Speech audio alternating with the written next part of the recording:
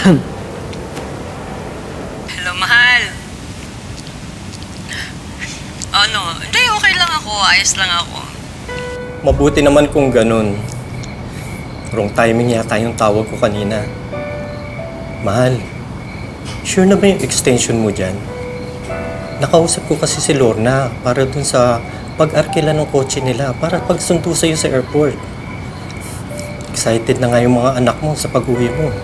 Mahal kasi, parang hindi ko pa talaga maiwan si Camila kasi nga may nangyari kaninang disgrasya, di ba? Kay Carlos, napila yung bata, bago ako umalis dito, gusto ko muna sana makasiguro na kakayanan nila na wala na ako dito. Alam mo naman, mahal, di ba?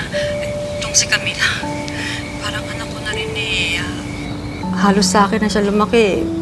Mas nasubaybayan ko pa nga ang paglaki niya kaysa kay Jelay, tsaka kay Joko. Tsaka alam mo, mahal, yung asawa niya kasi, hindi maganda yung trato sa kanya. Kaya hindi ko muna maiwanan Pag si Camila ang humihingi ng pabor, pinagbibigyan mo agad. Mahal naman, huwag ka na magtampo. Alam mo, dagdag kita rin to Konting tiis na lang. Huwag ka mag-alala. Malapit na. Magkakasama na rin tayo. At pag uwi ko dyan, magkasama na tayo. Ikaw na lang talaga ang aalagaan ko. Promise mo yan, ha?